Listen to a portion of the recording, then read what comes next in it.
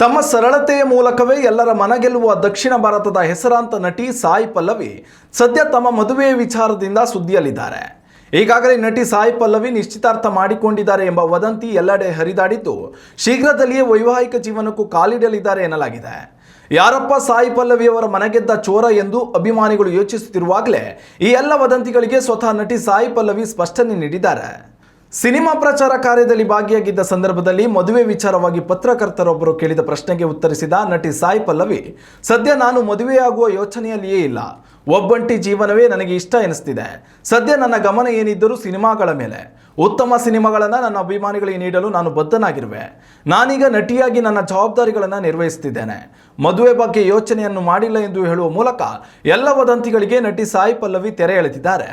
ದಕ್ಷಿಣ ಭಾರತದಲ್ಲಿ ಅಗಣಿತ ಅಭಿಮಾನಿ ಬಳಗವನ್ನು ಹೊಂದಿರುವ ನಟಿ ಸಾಯಿ ಪಲ್ಲವಿ ತಮ್ಮ ಸರಳತೆಯ ಮೂಲಕವೇ ಸದಾ ಸುದ್ದಿಯಲ್ಲಿರ್ತಾರೆ. ಸದ್ಯ ಬಾಲಿವುಡ್ನಲ್ಲಿಯೂ ಚಾಪು ಮೂಡಿಸಲು ಮುಂದಾಗಿರುವ ಈ ಸಿಂಪಲ್ ಬ್ಯೂಟಿ ಅಮೀರ್ ಖಾನ್ ಅವರ ಪುತ್ರ ಜುನೈದ್ ಖಾನ್ ಅವರೊಂದಿಗೆ ಏಕ್ ದಿನ್ ಚಿತ್ರದ ಮೂಲಕ ಹಿಂದಿ ಚಿತ್ರರಂಗಕ್ಕೆ ಕಾಲಿಡಲಿದ್ದಾರೆ.